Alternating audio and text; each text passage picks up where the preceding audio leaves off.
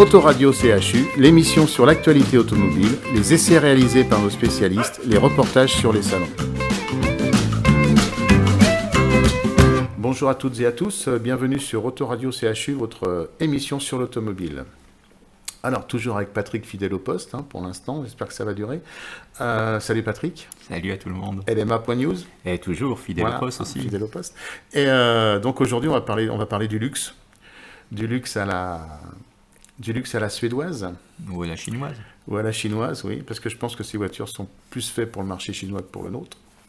Alors, Volvo essaye de faire un gros volte-face avec la S90 et la V90. Il avait déjà commencé avec la... Le XC. Le XC. Le XC 90, en essayant de réinventer la berline de luxe. Et le luxe à la suédoise, quoi. On voit qu'ils ont fait de très très gros efforts sur la finition, sur le choix des matériaux, les bois, les cuirs, le look extérieur. Volvo veut devenir le 4e constructeur premium mondial. Et donc Geely, qui a donc racheté Volvo, dont on pouvait craindre le pire, a su conserver l'esprit de suédois et conserver l'esprit de Göteborg en privilégiant justement ce qui a fait l'ADN, ce qui fait l'ADN de la marque suédoise. Et ça, c'est très bien de la part des Chinois. Mais ils le font pareil d'avoir su respecter, parce que bon, il y a quand même. Ils font pareil dans le vin.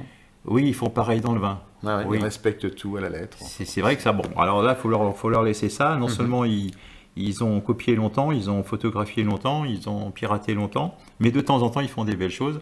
Toujours, ils piratent toujours. Vous avez vu au salon, là. Mais là, oui, tout à fait. Oui. Mais là, avec Volvo, c'est vrai que force est de reconnaître que le travail est quand même assez gigantesque. Et c'est quand même la première fois que Volvo touche ce genre de gamme. Tout à fait. Puisque à ce niveau de créneau, sur les S et V90, Volvo n'a jamais été titillé les meilleurs dans ce sens. C'est ça. Donc ils ont pris comme symbole lumineuse à l'avant dans les feux le marteau de Thor. Alors ils expliquent dans le compte rendu de presse que elle évoque un marteau, lequel constitue un élément important de la mythologie nordique. En Scandinavie, Thor est le dieu de la foudre et du tonnerre, et son marteau est l'arme la plus puissante pour protéger l'univers de ses ennemis. Alors c'est la référence culturelle de ce pays, et ils s'en servent comme symbole pour la robustesse de la voiture, la beauté de la voiture, et tout ça. Voilà. C'est aussi le symbole du communisme et du droit. C'est un autre problème. Moi, je pense pas que c'est le marteau de Thor. Non, c'est le marteau et la fossile, comme tu te gourres un petit peu, toi. Voilà. Donc, ils la sortent en berline et en break. Oui. Break, un joli break, oui. Ouais. Ça, c'est pour satisfaire justement les attentes des pays nordiques, puisque ils aiment bien. Oui, tout à fait. Ils adorent ça, les Allemands. C'est une culture en Allemagne, en Angleterre. Je veux dire, ce sont des carrosseries qui sont très très prisées. Tout à fait. Et au niveau familial et au niveau personnel d'ailleurs, puisque les breaks qui ne s'appellent pas d'ailleurs des breaks, souvent, puisqu'ils ont un nom de carrossier qui est souvent lié à la version. C'est légende dans ces pays-là et dans ces marchés, y compris en Amérique d'ailleurs, y compris dans le marché américain. Donc à l'extérieur, elle est des lignes fluides, ils ont un très très bon aérodynamisme sur cette voiture, et des très belles motorisations aussi. Et ils ont un intérieur qui est hyper soigné, qui a bien évolué pour Volvo, je trouve, parce que c'était un petit peu du lourd avant. Maintenant, c'est devenu quelque chose quand même de très high-tech, très joli. Très fluide. Très fluide, très joli, avec un bel écran tactile au milieu, ça va te plaire. Oui, en plus, c'est un vrai, et il fonctionne bien, en plus. C'est vrai que... Tous, ils fonctionnent bien. Oui, d'accord, oui. Non, on ne donnera pas de nom, là, c'est pas la peine. Donc, l'écran tactile au centre de la voiture, pour tout ce qui est gestion, et puis les compteurs numériques aussi pour varier les styles de compteurs. Et les modes de programmation des différents modes. Voilà. Et c'est très très bien fait. Ça, c'est très bien fait. Très très bien intégré. Et ça change de certains... Voilà, comme tu dis. Voilà. Et au point de vue son, ils sont passés avec Bowers et Willings, donc très belle intégration aussi, c'est carrément des enceintes dans les portes. avec une étude acoustique qui est très très poussée, puisque le fabricant a donc adapté ses produits à l'habitacle, et avec des calculs très poussés au niveau acoustique, ce qui donne un rendu au niveau musical, pour ceux qui aiment la belle musique, le beau rendu musical, je veux dire exceptionnel. Ouais, c'est ça, c'est vraiment... c'est beau ce qu'ils ont fait dans la... C'est très très beau. Au point de vue musique, c'est beau. C'est pas donné, mais c'est beau. Voilà, quoi, je cherche le tarif, là. Est-ce utile? Est-ce franchement utile d'aller chercher un tarif? Sur ce voiture-là, on n'est plus dans chercher les tarifs. Hein. Mais... 41 700 pour le premier prix quand même. Oui, quand même. 41 700 pour le premier prix. C'est très bien fini dès la première version aussi. Hein. Bon, il faut dire qu'en face, il y a quand même Audi A6, allez, on va dire une classe E, on va dire une série 5, on va dire un XF de chez Jaguar, et puis on va dire, allez, soyons fous, une Porsche Panamera. Soyons fous. Voilà. Non, ça c'est pour il s'attaque à du lourd. Non, il s'attaque à du lourd. Vraiment, ils ont une ambition assez sympa. Ceci dit, le produit vaut le détour. C'est ça. Je suis pas sûr qu'il va aller taquiner une Panamera, mais je veux dire... Les autres, oui. Mais les autres sans problème. Voilà, les autres sans problème. Bon, de toute manière, on est 4. Hein, et de toute façon... devant Audi, on a BMW, et on a Mercedes, et voilà, donc le quatrième... Je crois que la place 4, la quatrième marche du podium, j'allais dire, que vise Geely et donc Volvo, est déjà acquise. Et la meilleure façon de s'en sortir, c'est d'attaquer. Hein. Oui, c'est pas de reculer comme certains. Voilà. Et donc le système, je disais, le système audio magnifique à 3 400 €. Avec une nouvelle plateforme. Une nouvelle plateforme. Une nouvelle plateforme baptisée SPA, qui est évolutive et modulaire, donc qu'on va retrouver sur la gamme, puisqu'il faut savoir que dans 2 ans, Volvo aura complètement refondu sa gamme. Tout à fait. Avec des véhicules très sympas. Avec des véhicules sympas et qui n'existent pas encore aujourd'hui, et des créneaux qui vont être occupés, des segments, pardon, pas des créneaux, puisqu'on appelle ça des segments maintenant. Il y a des beaux essais à faire, je pense. Voilà, et puis donc avec des belles émissions à faire. En point de mire, la conduite autonome, puisque là, une fois de plus, on va parler de conduite autonome. Je voulais faire un petit aparté sur la plateforme. Sur la plateforme, oui. Pour expliquer aux gens pourquoi maintenant tout le monde se lance dans la plateforme unique sur plusieurs modèles. En fait, ce qui coûte cher, c'est de l'axe de la roue au dernier axe de la colonne de direction. C'est ça. C'est ça qui coûte cher sur une voiture. Le reste, au milieu, c'est de la tôle qu'on avance, qu'on recule. Et on adapte le moteur, l'axe du moteur avec les roues, la colonne de direction. Le reste, c'est de l'adaptation, ça coûte pas cher. C'est pour ça qu'une plateforme peut se retrouver sur différents modèles, y compris plus courts, plus longs. Voilà. Alors le but aussi de cet essai, comme tu le dis, c'était de conduire... Ils ont commencé à nous le présenter sur une conduite autonome et ça a fini par une aide à la conduite. Oui, c'est le grand mot aujourd'hui, la conduite autonome. Donc, comme je le dis, je le répète et j'insiste toujours assez lourdement là-dessus, avec une petite pointe d'ironie. On parle beaucoup de conduite autonome, mais on n'y est pas demain. Il faudra pour ça que le système routier soit conforme, que les lignes blanches soient codifiées, qu'elles soient bien marquées, qu'elles soient bien peintes, parce qu'aujourd'hui, souvent, dans les essais qu'on fait, on dit à la voiture, tu vas tout droit, et elle nous prend la première sortie qui se prend en disant... Ça, c'est clair. Moi, j'ai malheureusement fait l'expérience sur, maintenant, 2 voitures. La dernière en date, c'était pour moi la Tesla, qui a été royalement en sortie, alors que... Le monsieur qui nous accompagnait, puisqu'il y avait un monsieur qui nous accompagnait et qui défendait ce système autonome, nous a dit oui, bon, je comprends pas bien. En réalité, bon, elle a été tout droit, elle a été à droite parce qu'elle a suivi sa propre ligne blanche. Un peu comme fait celle-là aussi. Hein. Celle-là aussi, moi j'ai eu des petites contraintes avec ça. Donc, par contre, alors moi je suis très partagé sur la conduite, ces fameuses voitures, comme tout le monde la vend en conduite autonome là. Moi, je dis que c'est un super régulateur adaptatif, voilà. Parce que en virage, c'est pas rassurant. En courbe sur autoroute, c'est pas rassurant, puisqu'elle prend... C'est que des coups de volant par rapport au positionnement de la voiture, par rapport aux 2 bandes sur lesquelles tu te trouves. Donc, toi, quand tu es dans ta voiture, tu adaptes ton volant gentiment pour prendre ta courbe. Tu rentres progressivement dedans. Lui, il rentre pas progressivement dedans. Il va tout droit, il tourne. Il repart tout droit, il tourne. Il repart tout droit, il tourne. Et ça, elles le font toutes.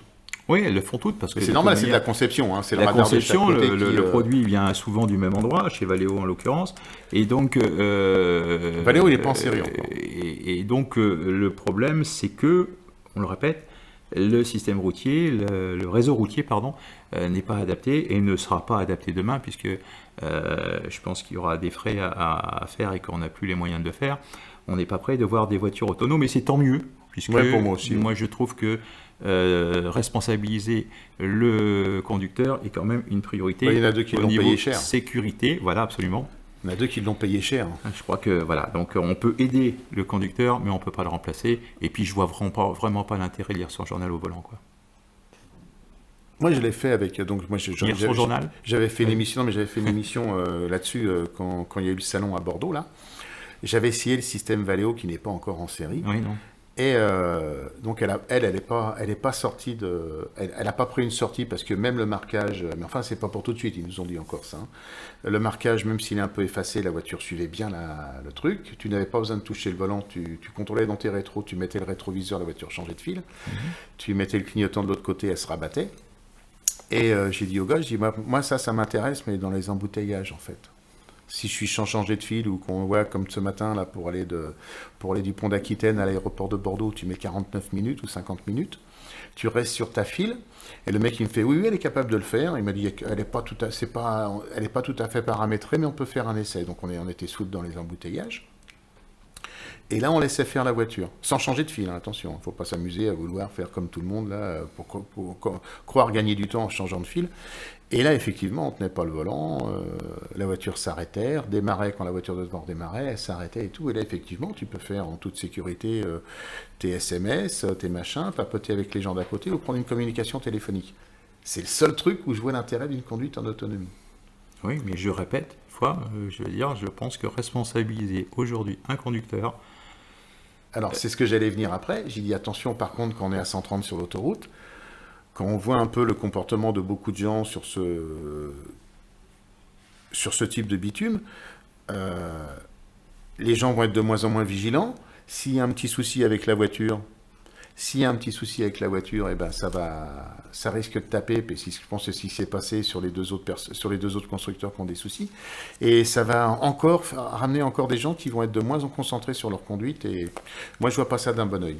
Enfin, tout ça pour dire que je serais curieux de savoir comment les vendeurs vont vendre le truc dans les concessions. Mais je pense que ça va être par rapport aux capacités de la voiture. Il va falloir qu'on y aille. Sans déconner, il faut qu'on y aille. D'autant plus qu'il y aura sûrement une réglementation qui sera bien précise et qui forcément limitera l'impact et l'étendue du système pour respecter justement la situation de conduite, puisque ce système autonome roulant au milieu de voitures traditionnelles, il faudra que chacun respecte l'autre. Et non pas comme les cyclistes qui arrivent en plein sens interdit, par exemple. C'est ça. Et ça, il ne verra pas arriver. Et voilà. Bon, c'est clair que le gars qui est un petit peu en endormissement, ça va ramener la voiture sur sa voie, ça va freiner à sa place s'il y a une voiture en face, ça va faire plein de choses. Mais moi, j'appellerais ça plutôt un super régulateur. Le mieux, c'est de s'arrêter et d'aller dormir. Voilà. Donc on reste là-dessus. Enfin, en ce qui me concerne, on reste là-dessus. On parle des moteurs. Alors, on peut parler aussi d'un truc qui est intéressant, c'est qu'ils sont... Bon, on va faire une petite pause musicale avant... Allez, on s'offre une petite pause. Eh bien, chers amis auditrices, auditeurs, nous voilà repartis toujours sur les Volvo S et V90. Donc, Volvo s'est donné quand même un objectif à l'horizon 2020, plus aucun mort ou blessé grave dans une Volvo. Alors, chez eux, en Scandinavie, ils ont un gros problème, c'est les élans qui traversent la route. Oui. Et ils ont mis un capteur d'élan sur leur voiture. Alors je leur ai dit pourquoi pas l'adapter chez nous aux sangliers, quoi, parce que nous c'est les sangliers qui traversent la route vite fait. Donc ils m'ont dit c'est à voir, mais chez eux c'est un facteur d'accident énorme chez eux ça. Oui, d'autant plus qu'ils préviennent pas. Mais ils préviennent pas. Il y a souvent du brouillard, il y a souvent tout ça. Donc voilà, je voulais faire une aparté là-dessus. C'est un très bon système, mais qui pourrait l'adapter à chaque pays en fait. Alors, tu voulais parler des motorisations, Patrick? Oui, parce que c'est vrai que là, on est dans les hauts de gamme et que les motorisations sont sympas. Donc, outre le fait que moi, j'ai littéralement craqué sur la boîte auto la GR8, parce que c'est vrai qu'on a une boîte qui est parfaitement étagée et très bien étudiée. On a quand même des moteurs qui sont plus que sympas. Alors, bien sûr, on retrouve le D4 de 190 chevaux qu'on va qualifier de bas de gamme en ce qui concerne, d'entrée de gamme pour pas être désobligeant. À l'entrée de gamme, c'est le D3 tout court avec 150. Ouais, mais là, je l'ai oublié volontairement. Là, je l'ai oublié du tout, puisque là, il n'est pas du tout adapté pour ce genre de voiture. Sur ce genre de voiture. Donc, en fin 2016, donc, il y aura ce produit. Par contre, tout en haut dans les cimes, on a un super T8 essence, mais qui, grâce à l'hybridation et à une vraie hybridation pour le coup, là, contrairement à certains modèles qui sont déclinés pour le marketing, on a quand même à l'arrivée 407 gros chevaux qui sont sous le capot et qui nous donnent un plaisir de conduite sensationnel avec, somme toute, une consommation qui est relative, puisque, bon, en fonction des normes, on tourne autour de 7 litres 8 en norme, hein, je dis bien, hein, avec les précautions d'usage qui vont bien, puisque vous savez bien que les normes ne sont faites que pour être dépassées en réalité. Donc le T8, moi j'ai craqué sur le T8. Voilà, alors faut pas y voir une grande envie d'aller dans le luxe, etc. Mais on est vraiment dans des voitures haut de gamme qui méritent une vraie motorisation. Voilà, ouais. V90 et 90, c'est assez top. Bah sur le T5, ils ont un système qu'ils appellent Pulse, pardon. C'est un système qui comprime de l'air dans une bonbonne de 2 litres. Ouais. En fait, ils servent des phases où le turbo n'a aucune incidence sur les accélérations pour charger cette cette bonbonne à 12 bars. Et il la réinjecte dans le turbo dans les phases d'accélération. Ce qui donne une pêche supplémentaire. Donne 10 chevaux. Et 10 chevaux supplémentaires, et qui sont très très appréciables. Très appréciables, et ça se sent très très bien. Bon moment. Voilà. Voilà, bah écoute, à voir aussi cette voiture, hein, pour les amateurs de voitures de luxe. Ce sont des voitures, on le répète, hein, haut de gamme, donc je veux dire, voilà, il faut les considérer comme telles. La concurrence est rude, mais ils sont très bien placés. Ouais, donc, de toute manière, forcément, ils ont une image, une visibilité qui est inférieure pour l'instant, puisque bon, Volvo n'a pas l'image de Mercedes, BMW ou Audi, qui sont donc les 3 concurrents et 3 cibles visées par le constructeur suédois.